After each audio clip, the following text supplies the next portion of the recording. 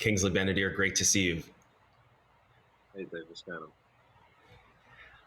My understanding is that you did not have a ton of time to prepare to play Malcolm X in One Night in Miami. There was someone who had to leave the film, and then you came in. How did you go about getting ready for this, given that you might not have had as much time as you would have wanted to? I guess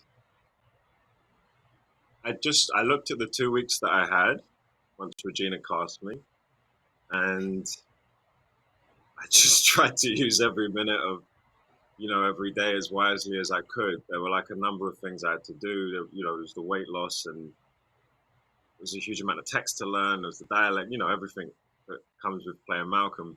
I just had to get it all done in 2 weeks. Really, there was a moment where I thought, I don't know if I have time to do this. I don't know if this is kind of career suicide, stepping into this last minute. And like, there was a moment but I guess I went for a walk and I was like, I can't say no to this. I have to find a way to just make this work, because it was Malcolm, because it was Regina, and it felt like a really unique take on Malcolm. I wasn't quite sure I wasn't quite sure what it was at the time, but as I went into that 2 weeks of prep, it became really clear that it was an opportunity to show a different side to Malcolm, and a vulnerable side to Malcolm, um, and yeah. So I think a lot of the work was about trying to uncover in the text what Malcolm was, what his need was, and like what was going on for him at this time, and it became a lot of fun. It became a lot of fun. I think there was something quite wonderful about having so little time. Actually, looking back, I feel like it really it created an energy in me for sure, and it became really energizing. Um, so yeah, but all the normal stuff.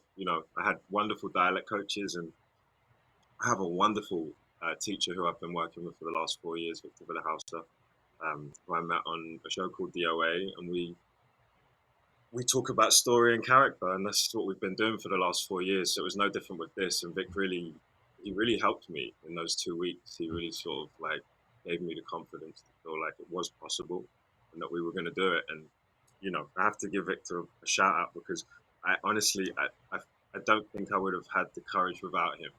So yeah, it was a lot to do, Vic.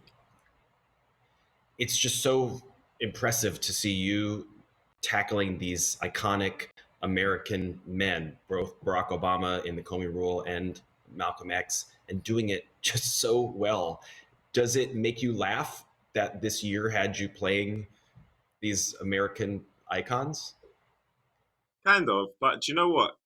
Quietly behind, you know, outside of sort of TV and film, I've been auditioning for these kind of parts for years, and I've got really close to playing some really iconic people.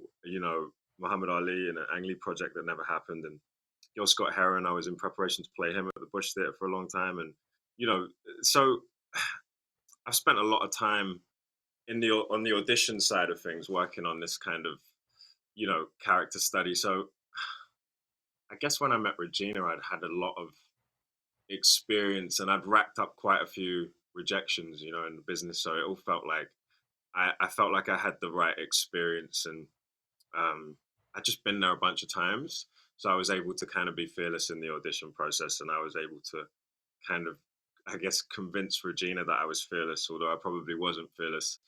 Um, yeah, I racked up sort of 9 years of knocks. Given the fact that you did come close to playing Muhammad Ali, did you and Eli Gorey, who played him in this film, did you ever do like dueling Cassius Clay voices, or would that have been too weird for you to step out of Malcolm into Ali? No, no, I didn't dare step on Eli's toes in that way. But there was a moment when I started the prep on Malcolm, and even going into the first few weeks of filming, I was like, because I had a close encounter with playing Sam Cooke as well, like 5 or 6 years ago. I knew Ali and Sam better than I did Malcolm, and Yeah, I remember that being a weird feeling. I was like, I have such a wealth of knowledge of all of these men just from auditions over the years, which is pretty nuts. Um, but yeah, I'm glad Malcolm was the part that I finally got to play because I think he's, by far, I think I've probably played one of the most, I think I've probably played the most fascinating character of all like that you could play, which is really tricky thing to get your head around. The study of Malcolm and just looking into him over those 2 months, just like such a fascinating human being. And so yeah, yeah, Yeah. Well, he was fascinating to watch as played by you. And people may remember your co star Aldous Hodge was one of our virtuosos last year for his film Clemency, and he was an absolute riot. So we're happy to have you here as well. Kingsley Ben-Adir, congratulations. And we'll see you thank you. at the end, okay?